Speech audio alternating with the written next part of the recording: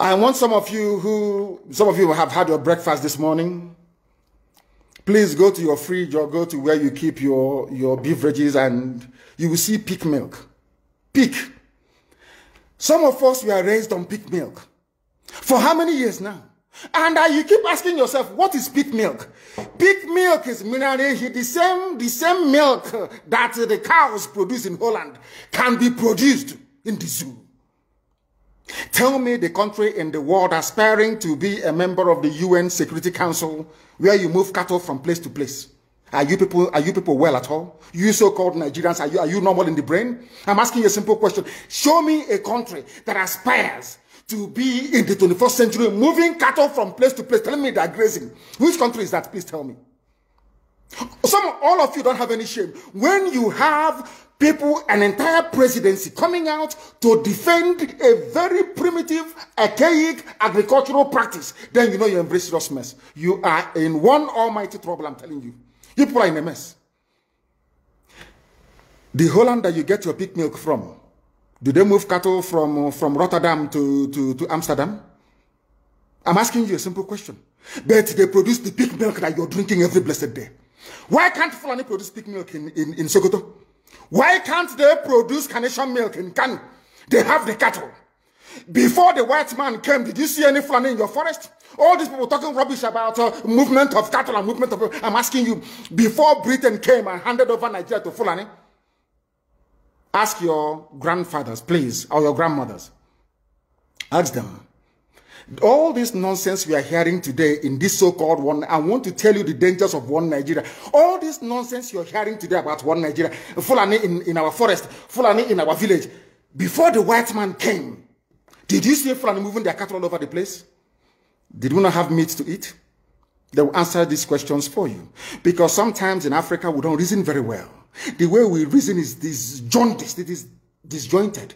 I can't understand for the life of me why instead of them to waste all that money arming and equipping this Janjaweed army Mihetiala to come and conquer you and I, why don't they open a milk factory somewhere in the north and bring the milk down south? I'm sure Southerners will buy it. After all, pig milk comes all the way from Holland. Pig milk all the way from Holland. Now you understand it. Because of the way you people reason.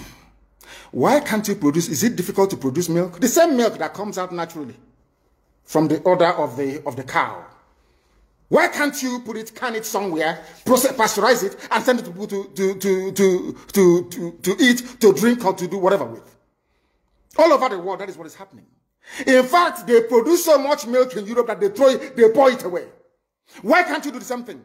A whole president claiming they are in the 21st century are supporting a very primitive practice of moving cattle from place to... All of you, you're not ashamed of yourselves. You have no shame. As somebody will say, your shame is shaming me.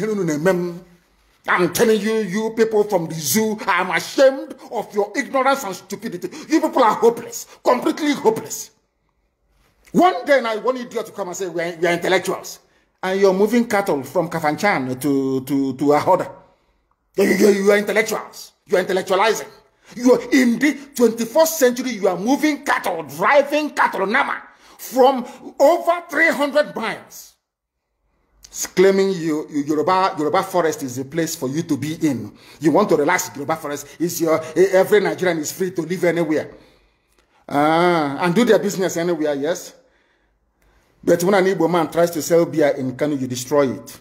You destroy their businesses, you destroy their hotels, but you can come down to the south and live anywhere you like and graze anywhere you like. And you're telling me that is a country, that is one Nigeria for you? The Fulanis we are talking, they call them the Funa movement. Our attention has been drawn to a decree credited to one Rotimi Akeredolu, asking Fulani people who have occupied some forests in Ondo State to quit. We are also aware of another incident in Oyo State where an illiterate political talk gave quit notice to Fulani people to leave their territories, which are now their irreversible homes. Are you listening? Fulani are now saying that Yoruba forest is now their irreversible homes. They have now occupied Yoruba land in perpetuity. And I want to let my Yoruba friends understand this. You see, in life, Anytime you support evil, evil will come back to haunt you. All of you never knew that IPOB and this Biafra movement was for your liberation. Some of you saw maybe the oil and gas from Biafra land. If they go now, we'll have access to oil and gas. In the process of having your eyes fixated on oil and gas, your forest is gone. Do you understand it? There is nothing more precious in life than freedom. Freedom is very important. And I need you to understand this very morning. Every Yoruba person supporting Fulani, you are setting up yourself to become like the Hausa people. Remember when Hausa was supporting Fulani? We are Hausa Fulani, we are Hausa Fulani. Where are the Hausa people today? I ask you. Where are those Hausa people today? Do you see them anymore? Those saying we are Hausa Fulani, we are Hausa Fulani. Do you see them again today? Do you see them? I'm asking you. No, because Fulani have completely overwhelmed them. It's called emasculation. Completely emasculated them. Look at what they're doing in the East. In the East, they come to the East, I will tell you, oh, you want to be the president or vice? Yeah. They say, give us land for Ruga. They give them land. I saw Joseph Okado did that Lord Banta. They have taken it over in forever and ever.